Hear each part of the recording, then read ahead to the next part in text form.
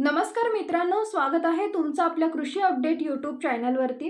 राज्यात अतिवृष्टीचा इशारा दिलाय। कोणत्या जिल्ह्यात अतिमुसळधार पाऊस होणार आहे पाहण्यापूर्वी आपल्या कृषी अपडेट यूट्यूब चॅनलला सबस्क्राइब करून शेजारील बेल आयकॉन प्रेस करा।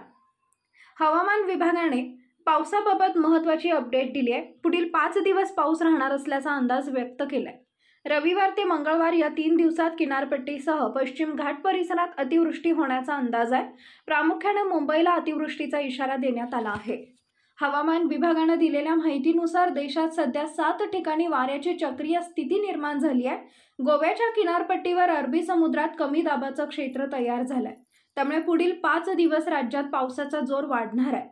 प्रामुख्याने किनारपट्टी आणि पश्चिम घाटाच्या परिसरातील जिल्ह्यांना ऑरेंज अलर्ट देण्यात आला आहे। दरम्यान पुणे आणि परिसरात शनिवारी सकाळी तासभर पाऊस पडला। सायंकाळनंतर बहुतांश परिसरात मुसळधार पाऊस झाला। या मुसळधार पावसाने पुणेकरांची चांगलीच तारांबळ उडाली होती। पुढील 3 दिवस पावसाचा जोर वाढणार। रविवारपासून पुढील 3 दिवस मुंबईत पावसाचा जोर वाढणार असून अतिवृष्टीचा इशारा देण्यात आला आहे।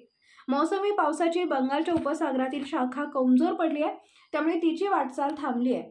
अरबी समुद्रातील शाखा वेगाने पुढे जाण्यास पोषक वातावरण आहे। पुढील 4 दिवसात मोसमी पाऊस राज्याच्या बहुतेक भागात दाखल होईल असंही हवामान विभागानं म्हटलंय। त्यामुळे अनेक शहरांना अतिवृष्टीमुळे सावधानतेचा इशारा दिलाय।